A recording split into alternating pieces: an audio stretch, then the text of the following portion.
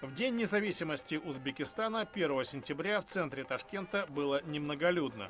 Сказалась неопределенность, связанная с состоянием здоровья президента страны Ислама Каримова. Правительство объявило о госпитализации Каримова в минувшие выходные. В связи с этим власти решили отменить все торжества по случаю 25-й годовщины независимости.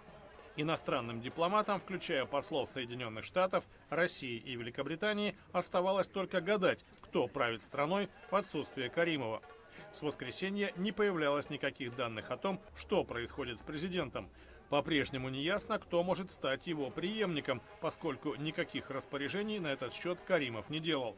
Послы рассчитывали, что картину смогут прояснить министр иностранных дел Узбекистана и кто-либо из вице-премьеров Кабинета министров. Никто из них не пришел на мероприятие в центре Ташкента. Единственным официальным лицом, появившимся на публике в эти дни, стал вице-премьер правительства Улугбек Рузикулов. Вместе с послом Соединенных Штатов в Узбекистане Памелой Спратлин он принял участие в церемонии передачи национальной авиакомпании первого в Центральной Азии самолета Boeing 787 Dreamliner. Ислам Каримов возглавил Узбекистан в 1989 году, когда стал первым секретарем ЦК Компартии Республики. Он бессменный президент страны с 1990 года.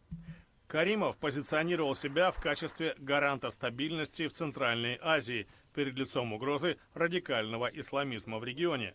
Его обвиняют в авторитарных методах правления и жестоком подавлении народных выступлений, например, в расстреле участников массовых беспорядков в Андижане в 2005 году.